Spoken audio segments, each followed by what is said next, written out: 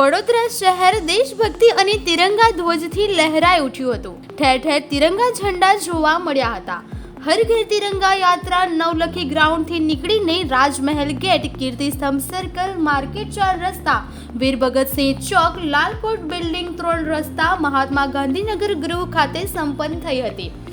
રાજ્ય ગૃહમંત્રી હર્ષ સંઘવીએ તિરંગા યાત્રાના શુભારંભ પ્રસંગે ચિત્ર અને ક્વિઝ સ્પર્ધાના વિજેતા વિદ્યાર્થીઓને ટ્રોફી અને ઇનામ વિતરણ કર્યું હતું। ત્યારબાદ પ્રાસંગિક ઉદ્બોધનમાં વડોદરાની તિરંગા યાત્રાના આયોજન માટે ટીમ વડોદરાને અભિનંદન આપ્યા હતા।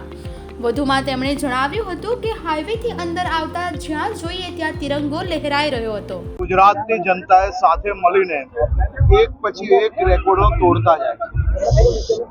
2 દિવસ અગાઉ એટલે કે પરમ દિવસે રાજકોટમાં યોજાયેલી તિરંગા યાત્રામાં આજ સુધી રાજકોટની સૌથી મોટી તિરંગા યાત્રા, હજારોની જનસંખ્યા તિરંગા યાત્રામાં જોડાઈ અને ખૂબ મોટી જનસંખ્યા આ યાત્રાને નિહાળવા માટે અને દેશના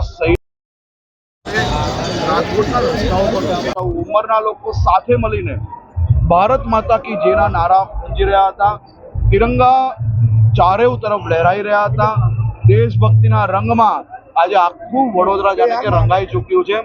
ગુજરાતમાં કચ્છના ભારત પાકિસ્તાનની સરહદ પરના ગામડાઓ હોય કે પછી ડાંગના આદિવાસી વિસ્તાર હોય, નાના નાના ગામોમાં ક્યાંક 5-25 લોકો તો ક્યાંક હજારોની સંખ્યામાં તિરંગા યાત્રા રૂપે લોકો સાથે મળીને એક જ અવાજ, ભારત માતા કી જય, ભારતની ઉન્નતિ માટે દેશભક્તિના રંગમાં રંગાયેલા ગુજરાતના સૌ નાગરિકોનો આજે હું આભાર માનું છું અને ખાસ કરીને વડોદરાના શહેરીજનોને હું ખૂબ ખૂબ આભાર માનું છું।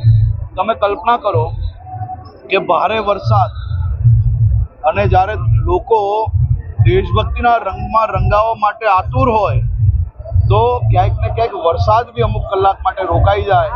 આ વડોદરા રંગ જ એવો છે એ રંગે રંગાવવા માટે કોઈ બસ અને ટેમ્પા ના મૂકવા પડે। આ દેશભક્તિનો રંગ છે ને નરેન્દ્રભાઈ મોદીએ જ્યારે આહવાન કર્યું હોય ત્યારે દેશના નાગરિકો આ જ રીતે સ્વયંભૂત જોડાતા હોય।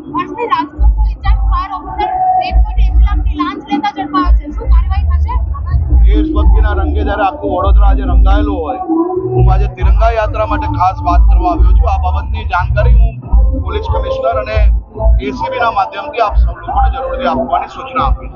ઓકે।